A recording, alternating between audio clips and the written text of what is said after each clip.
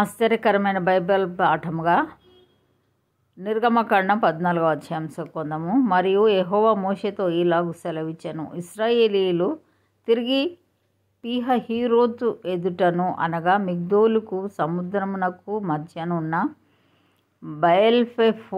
బయల్సెఫోను నెదుటను దిగవలెనని వారితో చెప్పుము. దాని ఎదుట సముద్రమునొద్ద వారు దిగవలెను. ఫరో ఇశ్రాయేలీయులను గురించి, వారు ఈ దేశంలో చిక్కుబడి ఉన్నారు, అరణ్యము వారిని మూసివేసెనని అనుకొనును. అయితే నేను ఫరో హృదయంను కఠినపరిచెదను, అతడు వారిని తరుమగా నేను ఫరో వలనను అతని సమస్త సేన వలనను మహిమ తెచ్చుకొందును. నేను యెహోవానని ఐగుప్తీయులందరూ తెలుసుకొందురనెను. వారు అలాగు దిగిరి. ప్రజలు పారిపోయినట్టు ఐగుప్తు రాజునకు తెలుపబడినప్పుడు ఫరో హృదయమును అతని సేవకుల హృదయమును ప్రజలకు విరోధముగా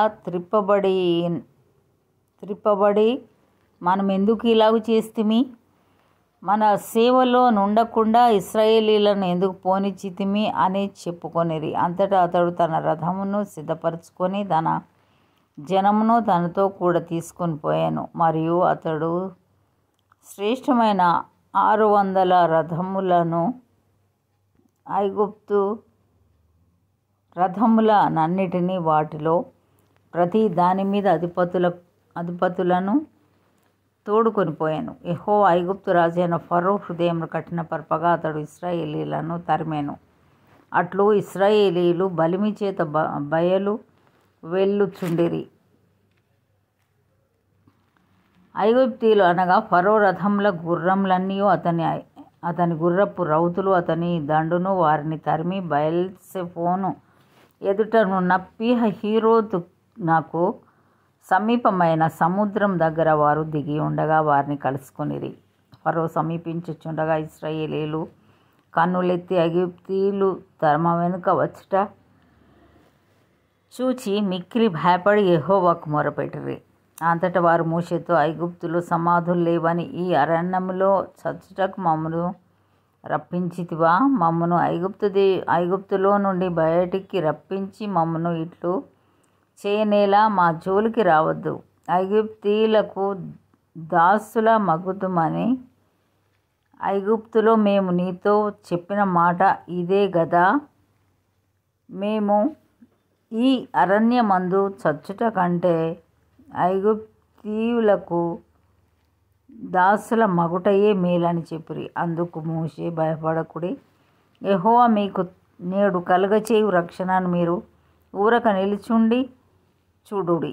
మీరు నేడు చూచిన ఐగుప్తీయులను ఇక మీదట మరి ఎన్నడూను చూడరు. యెహోవా మీ పక్షమున యుద్ధము చేయును, మీరు ఊరకయే ఉండవలెనని ప్రజలతో చెప్పెను. అంతలో యెహోవా మోషేతో, నీవేళ నాకు మొరపెట్టుచున్నావో సాగిపోవుడి అని ఇశ్రాయేలీలతో చెప్పుము. నీవు నీ కర్రని ఎత్తి ఆ సముద్రం వైపు నీ చెయ్యి చాపి దాని పాయలుగా చేయము. అప్పుడు ఇశ్రాయేలీయులు సముద్రము మధ్యను ఆరిన నేల మీద నడిచిపోవుదురు. ఇదిగో నేనే ఐగుప్తీయుల హృదయములను కఠినపరచుదును, వారు వీరిని తరుముదురు. నేను ఫరో వలనను అతని సమస్త సేన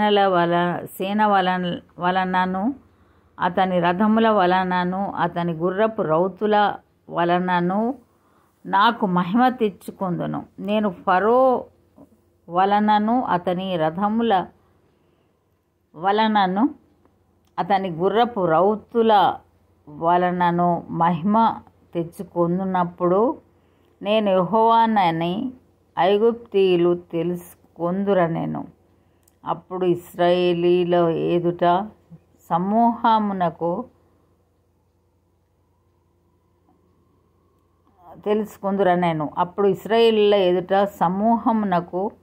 ముందుగా నడిచిన దేవదూత వారి వెనుకకు పోయి వారిని వెంబడించెను. ఆ మేఘస్తంభము వారి ఎదుట నుండి పోయి వారి వెనుక నిలిచెను.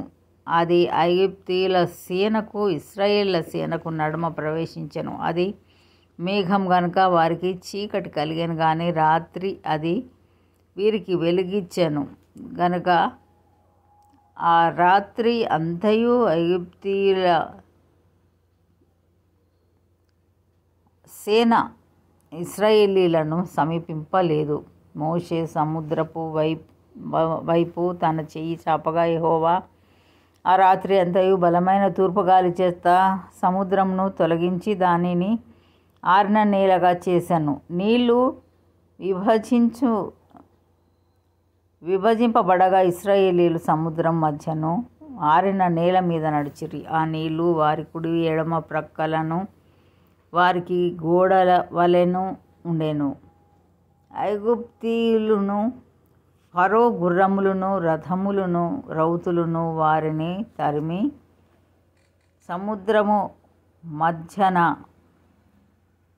సముద్ర మధ్యమున చేరిరి. అయితే వేకువజామున యెహోవా అగ్ని మేఘమయమైన స్తంభం నుండి ఐగుప్తీయుల దండు వైపు చూచి ఐగుప్తీయుల దండును కలవరపరిచి వారి రథచక్రములు పడినట్లు చేయగా వారు బహు కష్టపడి తోలుచుండరు. అప్పుడు ఐగుప్తీయులు ఇశ్రాయేలీల ఎదుట నుండి పారిపోదాము రండి, యెహోవా వారి పక్షంన మనతో యుద్ధము చేయుచున్నాడని చెప్పుకోండి. అంతలో యెహోవా మోషేతో, ఐగుప్తీయుల మీదికిని వారి రథముల మీదికిని వారి రౌతుల మీదికిని నీళ్లు తిరిగి వచ్చినట్టు సముద్రం మీద నీ చెయ్యి చాపమనెను.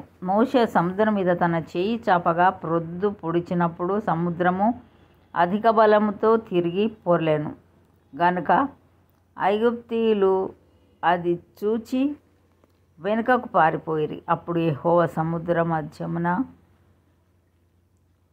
ఐగుప్తీయులను నాశనం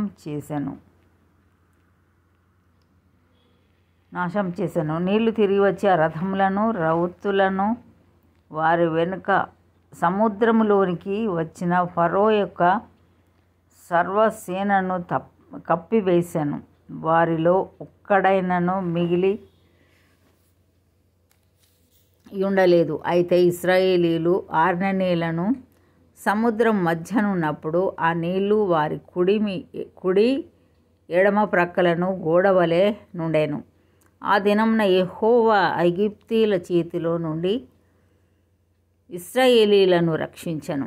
ఇశ్రాయేలీలు చచ్చిన ఐగుప్తీయులను సముద్ర తీరమున చూచిరి. యెహోవా ఐగుప్తీయులకు చేసిన గొప్ప కార్యమును ఇశ్రాయేలీయులు చూచిరి గనుక ఆ ప్రజలు యెహోవాకు భయపడి యెహోవా యందును ఆయన సేవకుడైన మోషే యందును నమ్మకముంచిరి. ఇంతటితో ఈ దినం కొరకైన బైబిల్ పాఠము సరి.